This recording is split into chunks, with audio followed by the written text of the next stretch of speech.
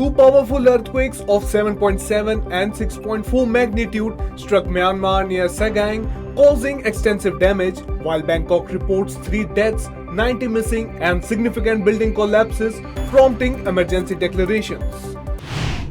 PM Modi will visit Thailand and Sri Lanka from April 3rd to 6th, attending the BIMSTEC Bay of Bengal Initiative for Multi-Sectoral Technical and Economic Cooperation Summit in Bangkok on April 4th, before discussing key bilateral issues with Sri Lankan leadership in Colombo. Lok Sabha passed the Immigration and Foreigners Bill 2025 with Amit Shah stating India is not a dharamshala, emphasizing enhanced security, foreigner tracking and strict action against threats. 3 terrorists were neutralized in an operation conducted in Kathua district of Jammu and Kashmir. 3 police personnel were martyred, while 7 others, including a DSP, were injured during the operation against a suspected Jaish-e-Mohammed infiltration group. Union Home Minister Amit Shah said India, a geocultural nation, ensure minority safety, citing Persian and Jews, and welcomes refugees under Vasudhaiva Kutumbakam, justifying India's non-signing of the UN Refugee Convention. West Bengal CM Mamata Banerjee faced tough questions from students at Oxford regarding post-poll violence, attacks on Hindus and the Arjigar case, but evaded them by displaying an old injury photo, drawing widespread criticism.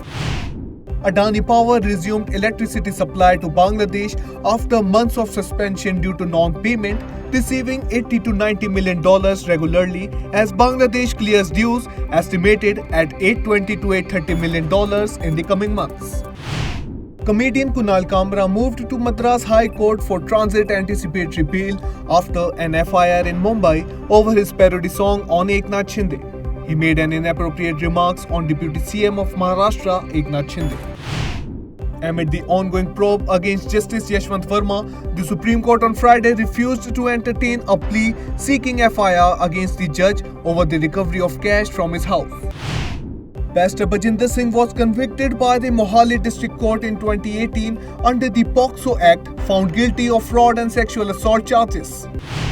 The central government sanctioned Rs 1186 crore for 4-laning a 13-kilometer NH37 stretched between Silchar and Jiribam, enhancing connectivity, economic growth and social linkages across Meghalaya, Assam and Manipur. Muslim organizations in Andhra Pradesh will boycott iftar events hosted by the TDP-led NDA government on Thursday in protest against controversial Waqf Amendment Bill set for parliamentary introduction. Delhi police registered an FIR against Aam Aadmi Party chief Arvind Kejriwal and others for violating the Public Property Act following a court order over illegal hoardings in Dwarka, hearing scheduled for April 18. Violence broke out in Malda's Mothabadi district with videos showing mobs vandalizing shops. BJP claims Hindus were targeted, but the West Bengal government and police have not responded yet. Sambal administration directed the Al-Wida Namaz will be offered only at the Eidgahs and mosques, deploying security forces, drones and CCTV surveillance to ensure law and order during Ramzan's last Friday prayers. In Kerala's Malappuram district, 10 people tested positive for HIV in 2 months, with health officials suspecting transmission through shared syringes among drug users during routine screenings.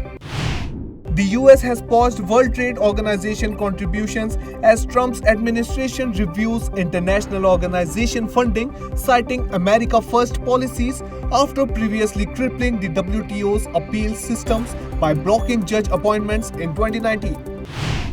US President Donald Trump proposes a new deal for near total control of Ukraine's natural resources, including minerals, oil and gas, with no security guarantees despite past rejections. Canada's PM Mark Carney announced a major foreign policy shift, declaring the era of economic and military cooperation with the US over while preparing for talks with President Trump over a tariff war. Carney said that the old relationship with the US is over. The United States bombed 80 Houthi sites across Yemen, targeting Sana'a, Hodeidah and Sada, damaging infrastructure, a mosque and communications, as Houthi reported that at least 57 people were killed amid escalating conflict. Russian President Vladimir Putin proposed a UN-supervised temporary government in Ukraine for new elections, rejecting Zelensky's legitimacy and stating peace talks could only be held with a globally recognized new administration. Australian Prime Minister Anthony Albanese has announced May 3rd as the election date, entering a closely contested race against a conservative challenger, with cost of living issues and global tensions expected to dominate the campaign. Bangladesh interim government chief Mohammad Yunus met Chinese President Xi Jinping in Beijing to strengthen ties and attract investment, marking 50 years of diplomatic relations between the nations. AI-generated Studio Ghibli-inspired art has flooded social media, but a viral video shows co-founder Hayao Miyazaki calling AI animation an insult to life itself during a discussion with the animators.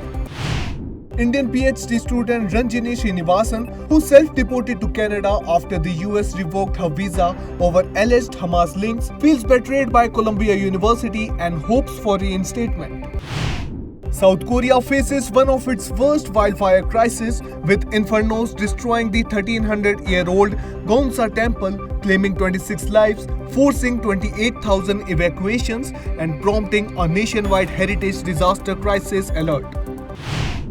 A stabbing near Amsterdam's Dam Square left 5 injured on Thursday, prompting a police response with a suspect arrested and investigations underway.